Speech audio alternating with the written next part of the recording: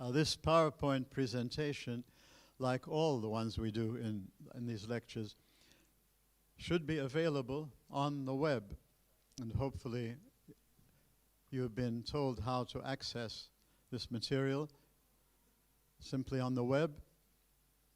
A to Z homepage, C for Civilization Studies. Then you click on reading lectures and reading assignments, reading schedules, and then you click on the course, 205 in this case, and you'll find all the material there if you wish to go back over it, because in these very brief lectures it's very difficult to do everything, so we put some of the material there for you to look at later if you wish. You should be aware of this, of course, by your teachers by now. Okay, I should start, because it's now 1 minute past 12. Okay, we're moving now in CVSP 205 with our first major shift from the world of literature, epics, drama, Sophocles' Oedipus, where many things, they're very rich works, but one main item there that we can see has influenced many people is the tragic atmosphere of much of that literature. And by the time you get a play called Oedipus the King, it's actually a tragedy.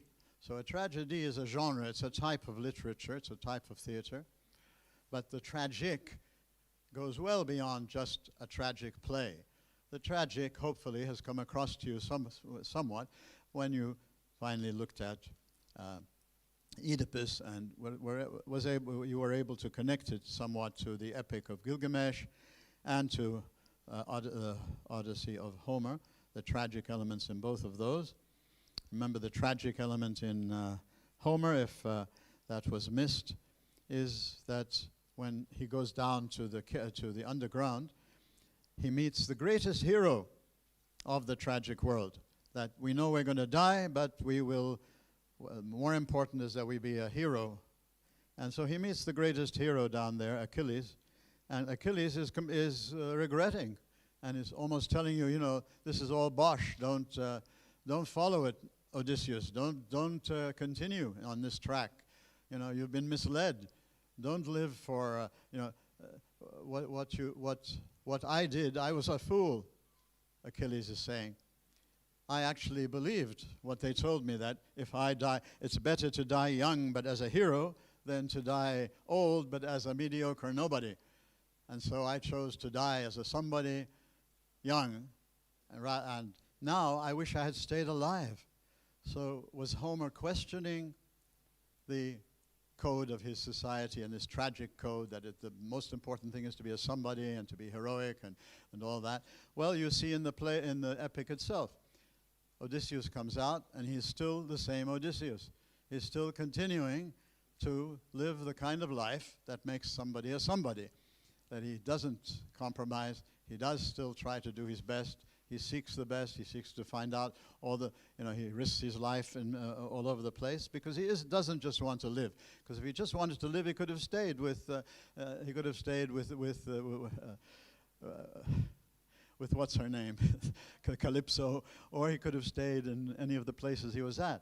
But that's what, this is the heart of the tragic element of life. And we're moving away from it now into a second option, the rationalist. But I want to make sure to be able to, so that you can see what we're doing. We're moving from literature and cultures that seem to give great worth to being a somebody rather than a nobody, seeking always excellence rather than being mediocre, doing your best, seeking your truth, seek the truth, whatever it costs you, because nobody's giving you the truth. You have to find it, you have to seek it. And whatever truth you get, make use of it, not just for yourself, but for humanity, for the polis, for society. This seemed to be one way of packaging the model presented to us through tragic literature, which lives on into our own days, of course. just mention Nietzsche sometime when you get to Nietzsche. He's still in this, he is in that kind of tragic mode. What we're moving into now is at the same time. Remember now, you've had this hopefully when you did Sophocles. We're in Athens, the Acropolis, the Parthenon, the Temple of Athena, and in the golden age of Pericles, 500 to 400 years before the Common Era, before Christ.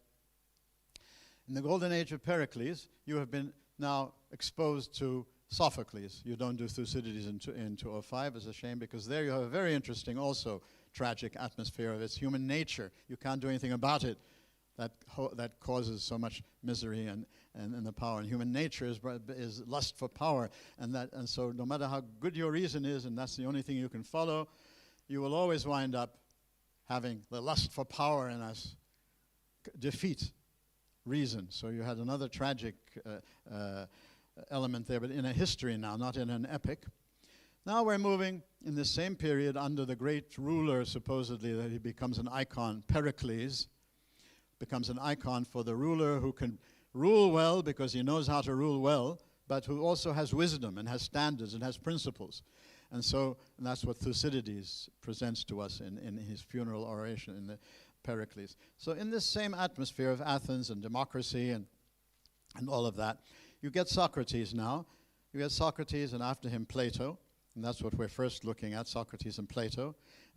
But of course what follows is Aristotle, but you don't have time for that in 205, so at some point in your lives you might want to look into Thucydides and Aristotle, very important, but there's no time for everything in 205. So when we move to Socrates, Socrates is now in the democracy of Athens at the time of the Peloponnesian War, and when the Peloponnesian War is ending with the defeat of Athens, and then all sorts of government changes take place.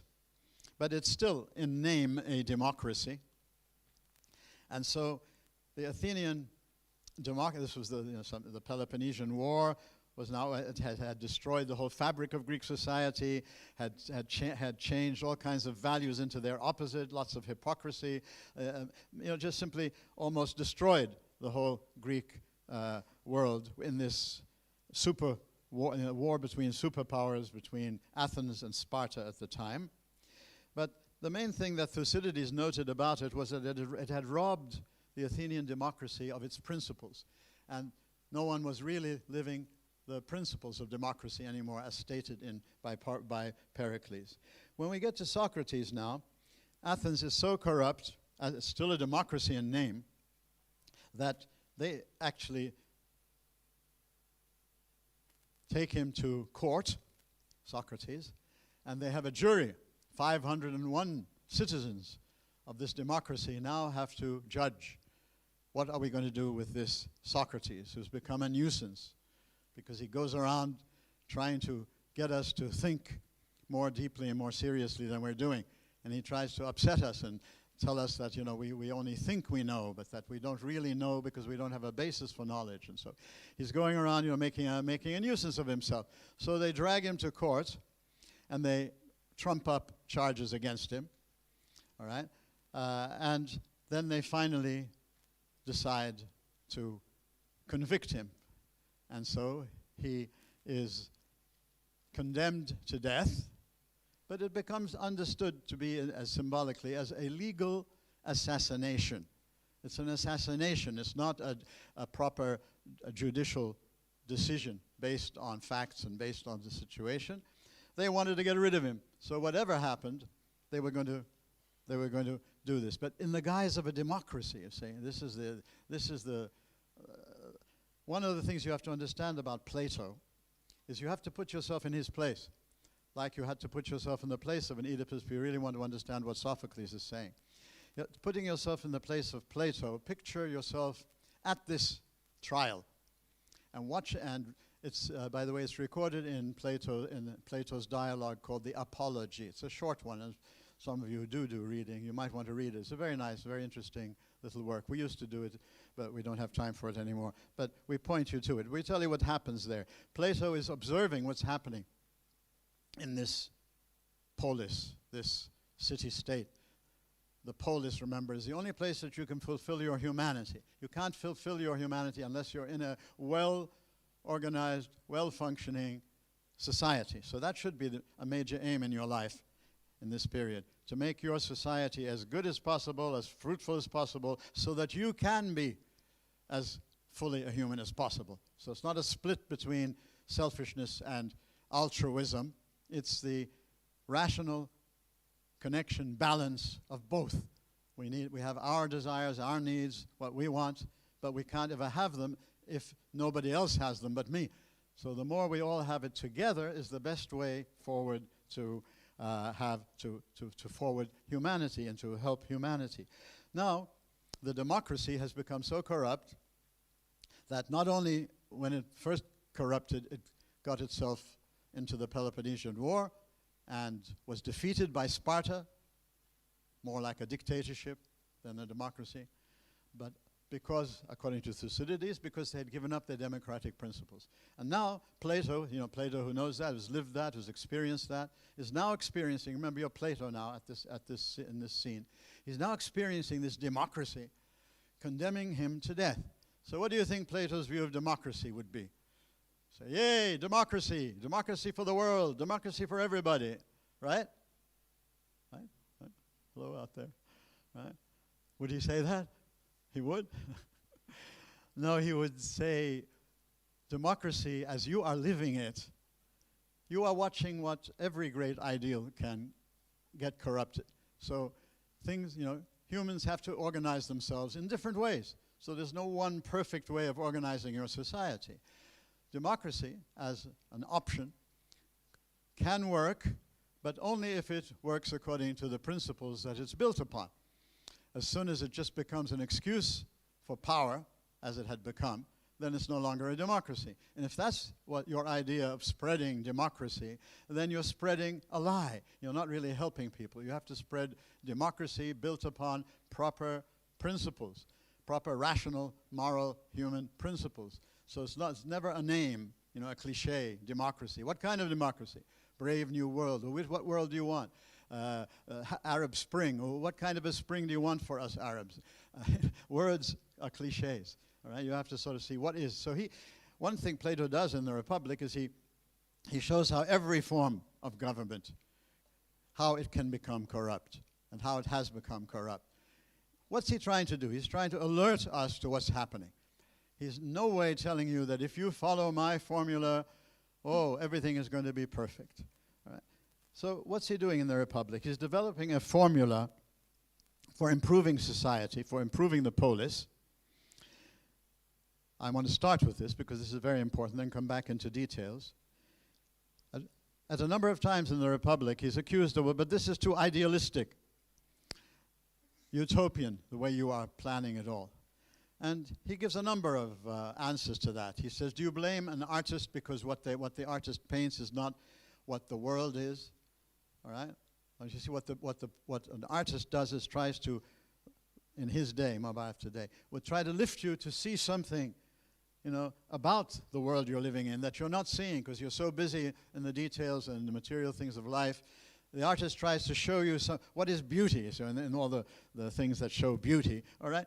When you look at some of these great sculptures and great art from that period, you take a look and you're being told, look, don't miss this aspect of everything around you. So art tries to awaken you to see things, insight that you don't have with your normal sight. Plato compares himself to that and says what we do in philosophy, what we should be doing in philosophy, is having a rational search, a rational investigation into what could a human society be like if we really want to move away from all this corruption and all the misery that seems to come at us all the time, because Thucydides has said history will simply repeat itself all the time because human nature has lust for power, will never have change. Okay, Plato is trying to go against this tragic curse mentality, as somehow the human race is cursed and we're never going to be able to get out of it all. So what we're doing now in this first shift in 205 is moving from this tragic perspective to an attempt to see whether we can't justify a rationalistic perspective of life. Maybe life is rational. Maybe we don't have to, get the message fully from what we've been getting from Homer and from Sophocles and the tragic thinkers. Maybe life really is rationalistic after all. Maybe the cosmos is for us, not against us. Maybe it is. Maybe it's trying to protect us from killing our father and marrying our mother. Maybe, maybe all this stuff that we're plugging into is a lie. All right, fake news. So this is what his project is and everything he's doing. First of all, he was a tragic poet. He was a poet, and it could be possible that you would have been reading his Oedipus story had he remained in that vein. But he meets Socrates, and in meeting Socrates shocks him, wakes him up, challenges him, and he comes to accept the fact that he was mistaken and that he needs to pursue things in a very different way. So he is converted, turned around from the direction he was moving in into the direction of rationalistic understanding of human life. And that's what he gets, that's what he tries to give us. In the heart of all of his, the Republic, is the cave simile, the simile of the cave. And I'll spend time on that, because I don't have time. We used to do these things in 2 lectures. In 1 lecture, I do want to at least give you the heart of the cave story. But to end with this slide, by the way, what this slide was, that he says, unless either philosophers become kings in their countries, or kings come to be inspired with a genuine desire for wisdom, and this is the key point, unless, that is to say, political power and philosophy here meaning wisdom, meaning true wisdom based on rational principles and human principles and moral principles, unless political power and philosophy meet together, there can be no rest from troubles for states nor for all mankind. So if you're challenged with, okay, you're philosophers, you're I don't know what are you doing? Why are you changing the world? You're not changing the world. So what's Plato doing? He is saying that all philosophers can do is point you in a certain direction, illuminate certain things that you're not seeing clearly, rationally, and hope that you will pursue. But the effort is not just at the rational level. You have to also take into account the polis level, the political level, and therefore it's the two together. So rationally, he thinks, we can come to this conclusion. We want to improve things, we want to change things. Well, we have to, at the heart of it all, we have to try to be bringing back the Pericles situation in Athens before the corruption started. We need to, because remember, Pericles had become a kind of a symbol, an icon for someone who knew how to rule well, okay, but who was also ruling supposedly on principles, if you read Thucydides. So that's what he's doing. He's trying to point us to, like somebody presenting us with a wonderful bust, that sort of sculpture that really captures what that person thinks is beauty. And if we look at it and we see in it, I'd never seen that in a human body. I'd never seen that in a tree. I'd never seen that in a building. I'd never seen that in whatever, Then you see, this is the function of the gift of art.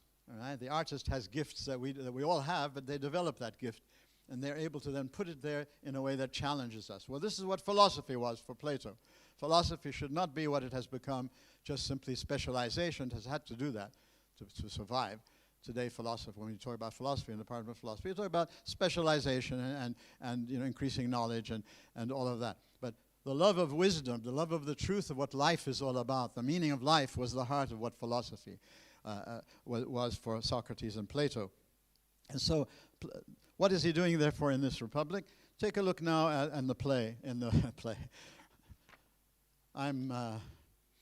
Look at the fly sheet now. The Republic that you're reading is primarily, from the terms of how we're looking, what we're looking for in it, 2 main items. First of all, justice. It's primarily a search for, can we reason together and come to a rational conclusion about what is justice? So it proceeds in a very nice way. He takes a walk with kind of a cross-section of people who have opinions in the Athenian society. They walk down to the port, to Piraeus, from Athens to Piraeus. They take a walk in the sunshine, the Athenian thing. They take a walk, and they discuss, they dialogue. So first of all, he asks them, well, what's your opinion of justice, and so one says justice is being good to your friends and bad to your enemies. The other one says being honest in word and deed. They give you various views, all right? And then he, of course, using the so-called Socratic method, shows them that, that's not really a sufficient definition of justice, just those slogans, those conventional things that we understand. He shows them by dialoguing back and forth, and this is the Socratic method. He shows them that they can't, they're not, this is not really a good definition of justice. At that point, the sophist enters, thrasimachos. And the sophists are those who preach that truth is, every single individual human is the measure of truth. So it's not man is the measure of truth, meaning humanity together. No, it meant every single human being decides what is truth. This is, relativism, high intellectual relativism, because these were the great philosophers, generally speaking, in Athens at the time. Socrates and Plato and Aristotle believed that these were the disease of Athens, that had gotten people to think that this is philosophy, and what they would do is they would tell you, come and we will teach you how to make the weaker argument defeat the stronger. All right? If I slap you in the face, I can then prove that you slapped me in the face because just by using words. See, truth doesn't matter. Truth is what suits me at the time.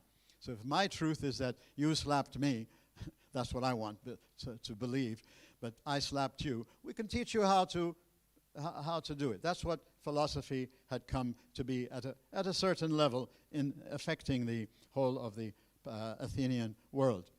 So Thrasimachos is Plato's symbol of the sophist. He jumps in, he says, Socrates, stop wasting our time.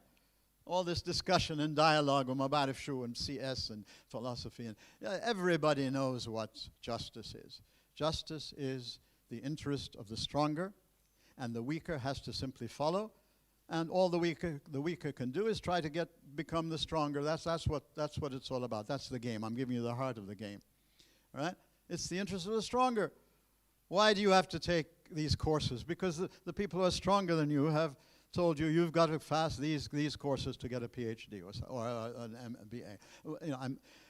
Why are the rules in Lebanon, or the laws there in Lebanon? Because whoever are in power for their own interest have either set these laws or allowed them to stay, but tweaked them quite a bit to sort of have them mean what they want them to mean. This is the pathway of life, seeking power, and seeking power through the mind. Not just seeking power, like barbarians. Seeking power through the use of the mind. This is the sophists that Plato was arguing against. So then the students who are with him, two students, and he uses the names of his brothers, Plato's brothers, Glaucon and Adeimantus, who are sort of like all of you, still idealistic enough, hating the corruption in the society, still thinking there must be a way out. But we don't know what it is because we're being taught all this sophistical stuff. They challenge Socrates, and because Socrates now is the main character in the dialogue. Plato is writing. Socrates never wrote, but he uses Socrates as his mouthpiece. So much of it comes from Socrates, but a lot of it is also Plato's development of Socrates. What does he do? So, they challenge him. They say, look, Socrates, you have to give us a solid proof, a solid argument that will help convince us. Why on earth shouldn't we take advantage of the power we have? If we have power, why shouldn't we use it? All right? That seems to be much more rational. All right? And so that's now the heart of the first part of the argument. What is justice? That's on this line there. Sorry. He starts off by saying, well, where are we interested in justice? We're not just interested in justice, in an abstract way. We're interested. He's very concrete, Plato, when you try to understand what he was really doing in the situation he was doing and what he was dialoguing with and the corrupt situation. You put yourself in his shoes, you'll understand Plato much better than when you are taught Plato. The analogy of the letters. He says, where are we interested in justice? In the state and in the individual. We're not just interested in justice. We want to know, we want a just polis, and we want a just human being. We want to know, what is it like rationally? If you want to think about it rationally, what is it? So he says, let's start with the bigger animal, the state, because it might be easier to see justice there before we come back to the smaller entity, the human soul, and then maybe we'll be able to see what justice in the soul is more easily if we first think about, well, what is justice in the state? Justice in the state, the polis, in other words.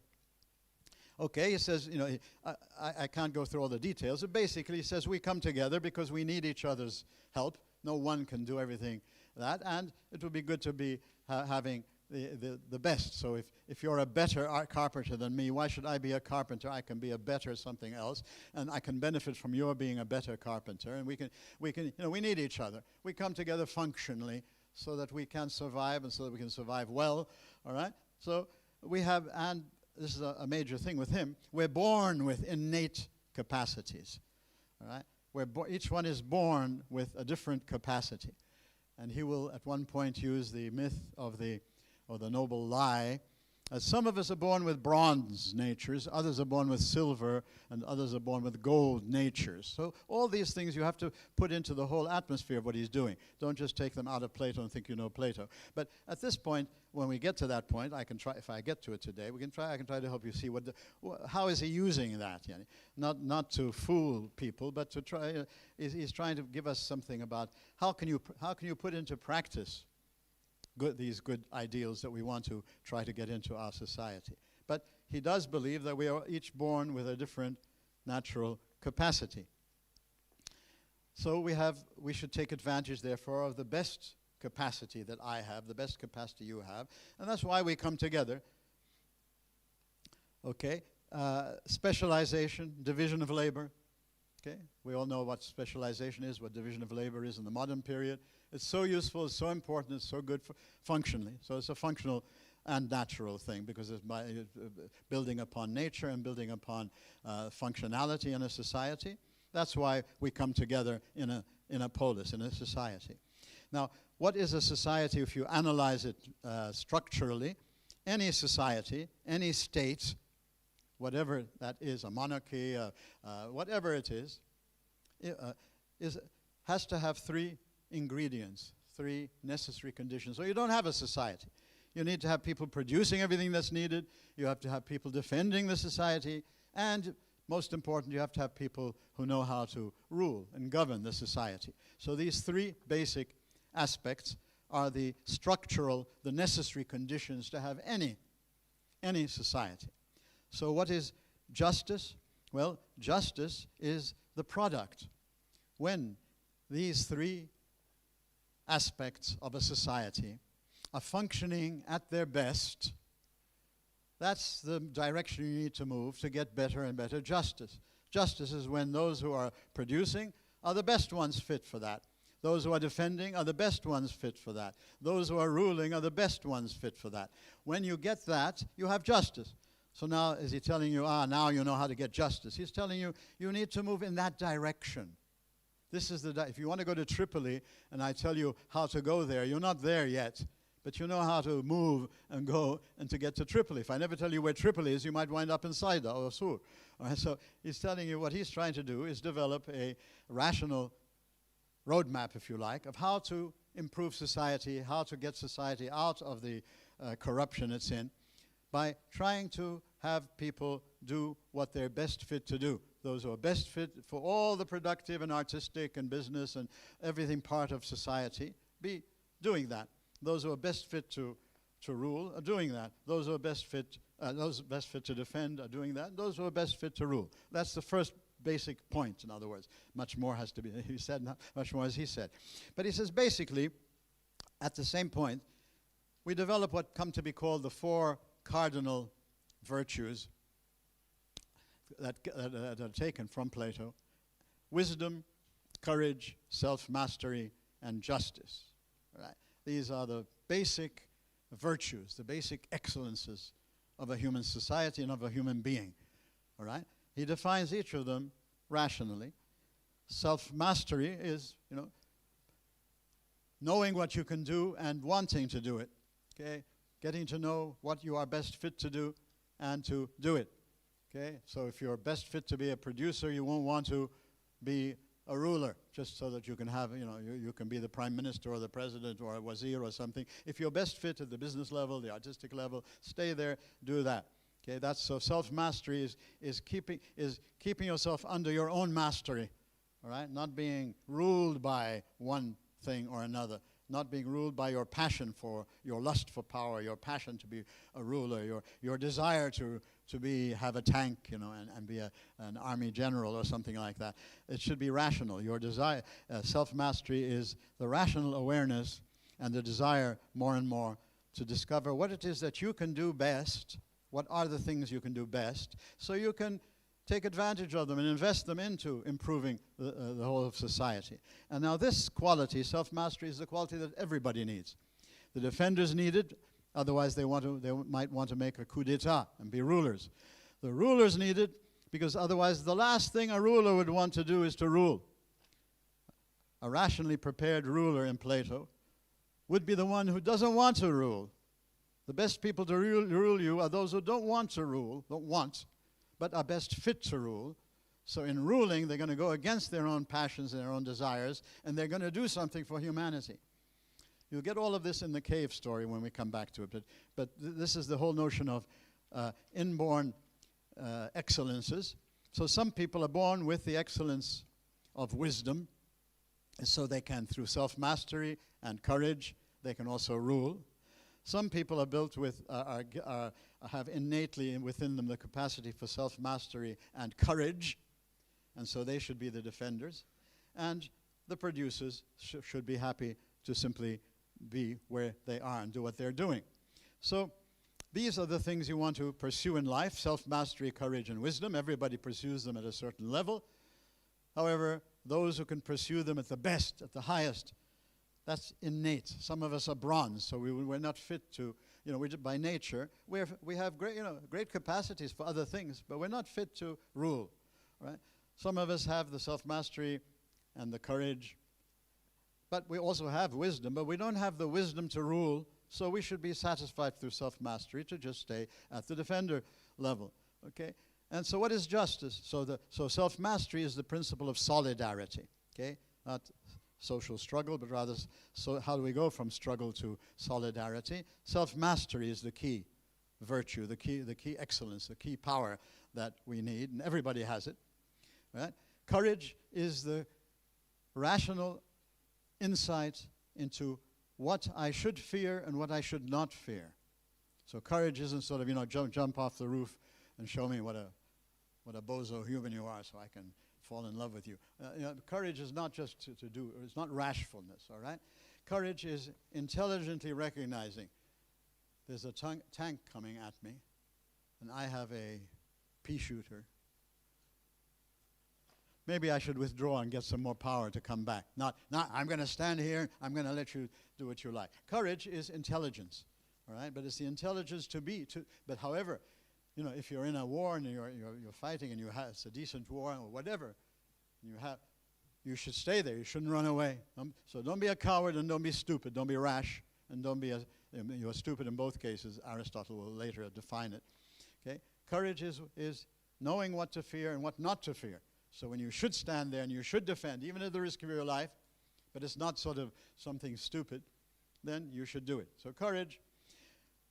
The ruler has wisdom. A ruler, by definition, is one who has gone through the reformed education system, because in his whole plan, you have to reform the polis. First of all, you have to reform the education system. You have to reform the institutions, all the things that are the environment that will allow people to discover for themselves more and more what are their great capacity. And those who are recognized by society as those who have the most wisdom, all right, are the ones who should be ruling. If you're just thinking of a rational road, how you should be moving things in a rational way, all right. So if you have changed the whole of the, so it's a big project. It's a kind of a centuries or a decades project that he has in mind. He isn't stupid enough to think it's going to happen quickly. Just by read my Republic and all of you study it well and now go on out and do it. No, he says that we have to move in that direction. And if we don't know the direction, then we've failed in our capacity as philosophers. Right? The main thing a philosopher should finally do in what their understanding of philosopher was to help humans live the good life. All right? That's not just cosmology or doing biology and then philosophizing or something like that. The philosopher is the one who should, according to Socrates, this is his revolution, philosophy should be about helping us to understand rationally more and more what is the good life, goodness. So this is justice, therefore, for him turns out to be a principle of harmony, order, and proper differentiation. This is the rationalist development of Homer, just like Sophocles was the tragic development of Homer's cosmos, where the cosmos, the most powerful thing eternal in the universe, is orderly and lawful and all of this. In the tragic world, you can never know it, and it's not necessarily good for you. The rational world is trying to now say, no, no, no, no. If you properly understand what the world is all about, if you learn to use reason properly, and if you reform your society upon rational rules, that's the only way for you to recognize and see and be aware, as I, a philosopher, am aware, you see, and I want to help you aware of it, is the world is goodness. Goodness is in everything. If there wasn't goodness, nothing would exist. Evil is a sort of a parasite, is the absence, is a privation, that later on they will call it. All right? The world is good, but you need to have a change of mind. You need to have your mind develop. You need, first of all, to see how poorly you're using your own mind, either by osmosis. This is the cave. Everybody's in his cave. His cave is the polis. Any society, our society today, is the cave. Everybody's in it. The sophists, the philosophers, as well as the uneducated and the simple. Everybody's in his cave, in the cave story. It's a symbol of that's what life is like about.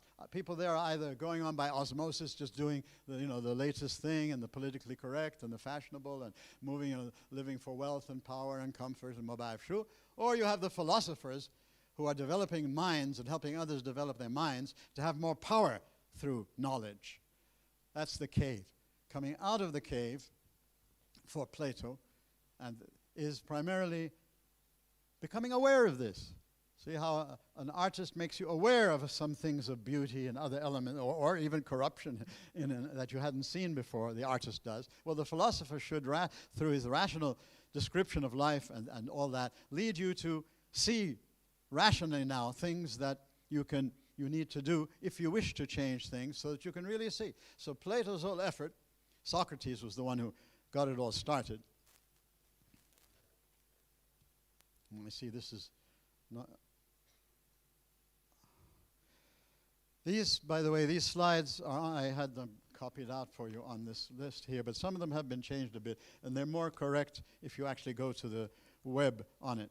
But this is what I would have liked to have done. If I had 2 lectures, I'd do one just on this and one on giving you the whole of the thing. Trying to do the 2 together is never easy, but they're very important. I'm trying to give you elements that I think you need to be aware of to be able to really get into Plato and Plato's Republic and this whole period of the shift from it had started 400 years before with the pre-Socratics, but now comes the forceful entry into our human consciousness that has affected everything after us, after the Greeks.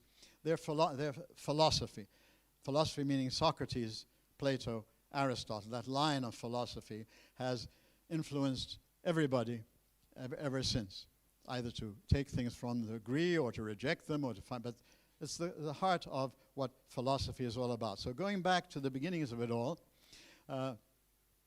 let's see how much time I have so I can sort of try to to economize it. Yeah, not much time. So you're going to have to do this for yourself. But mythos and logos are 2 terms you should be aware of. Mythos is the capacity through art and through imagination and through epic to let us see, to give us a chance to, through what the artist sees, to see his insight, his artistic insight to what human life is all about through epics and through plays. Logos is the rational approach to things, rational analysis, putting it into arguments, putting it into terms and concepts and all of this. These are 2 terms that were being used at this time.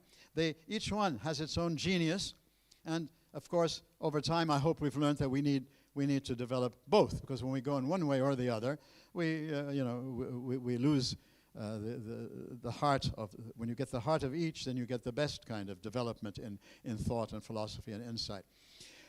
Greek philosophy starts with the pre-Socratics, but the Socratic revolution is to bring philosophy down from the heavens to the human world.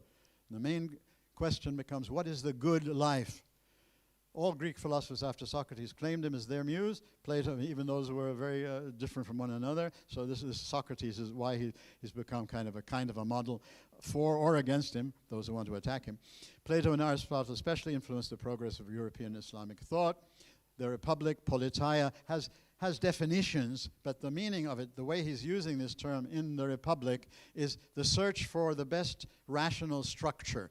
His forms, the ideas of Plato, the forms of ideas, are mental objects, but he thinks they are real, because without them, we wouldn't be doing much of what we do.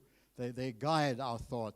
And so the best rational structure for a society, what he's trying to develop, is what the politeia is, what it means, because it simply can be translated republic or constitution, or you have many Greek words, but philosophy doesn't deal with words. Philosophy deals with interpretation of words and into the whole philosophy.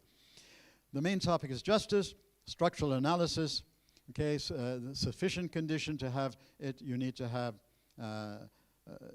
justice is when they're all doing what they should be doing and what they're best fit to do. That's the aim you want to move society into, where each person is doing what they are best fit to do in the best possible way. Now, the simile of the cave, it's a philosophical picture of human life, because he starts off by saying this is the human condition. So everybody's in the cave. Main stages, first of all, imprisonment. We're all imprisoned in our own ideas, in what has been forced upon us, what's enslaved us into the search for power and wealth and honor and all that we're enslaved, we're imprisoned. How can we be liberated? We need to be forced. You need a Socratic shock. You need something or someone to come and challenge you and lead you to be aware of how you are abusing and misusing your mind. And so then, first of all, there's great resistance. You see, this is the psychology of it all. People don't want truth. They want power. But to seek truth, liberation always must mean liberation towards truth, towards not just for power, but humans resist. So the person who's being turned around in the cave resists and wants to go back. It was nice there. It was comfortable. Why should I want to go up? But little by little, because we're forcing him to come up, this is the story, because he's using his poetic powers here, but then he tells you what he means by it in the divided line and throughout his whole work. Gradually, he starts to become accustomed. These are words from the story, by the way, accustomed. Then, at a certain point, it becomes easier to understand this, and now it's easier and easier and easier. He's progressing willingly. And then, at the end of this journey, after he's now done what he can, he finally, the last point in this trip, in this physical trip, is seeing the sun. And when he sees the sun, now he understands how everything works. That's the source of light, and it's the source of life. Without it, we couldn't see. Without it, nothing would grow. So the sun is the uniting principle, all right, of harmony, harmonizing. And what is it? It stands for what he believes to be goodness, the good.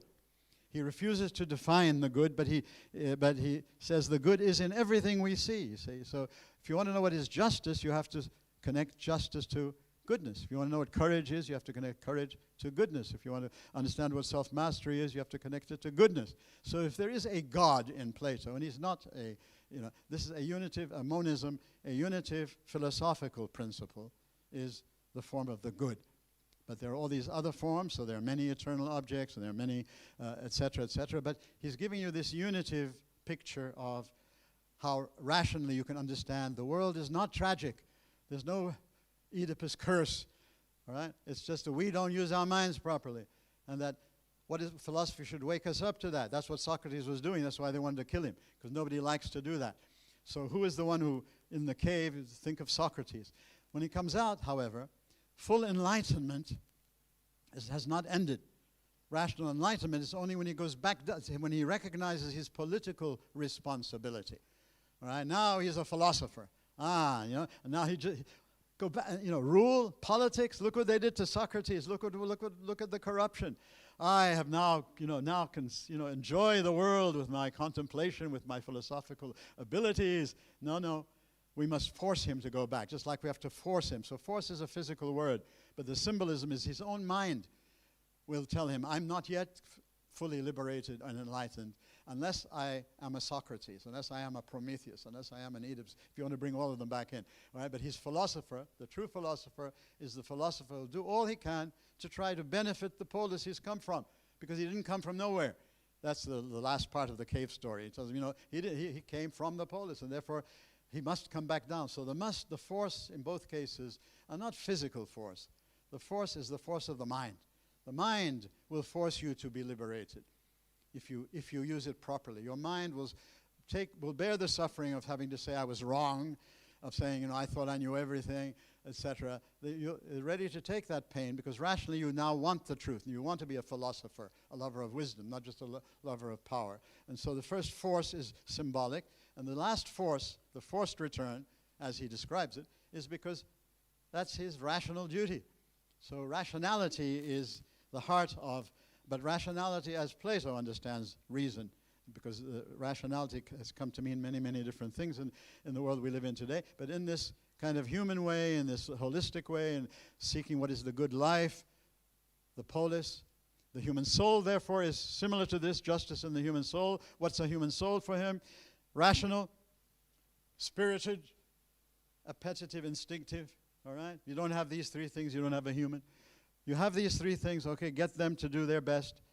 Instincts, okay, so I eat, so I drink, so I have sex when I should have sex, so we don't have a human population, all right? The anger I have and the passion and all this is all can be used for good purpose, for justice rather than injustice, the spirited part of me, all right? And rationality should be ruling. So what's a harmonious soul? When reason is deciding what we should be doing, the spirited part is supporting and keeping the instinctive in its proper place. So when there's a clash between our instincts and our reason, our anger, our sense of justice, our indignation, all of this comes into passion, our spirited part, and we allow reason to rule. One thing missing in all of this Greek and Roman analysis is the will. And that you won't get to until you start to get into people like Augustine and people who developed it later than that. And you get into Nietzsche later on and things like this. That the missing factor in all of this lovely rationalistic thinking is the human will. And this is the main question, finally, that will people do what they discover to do?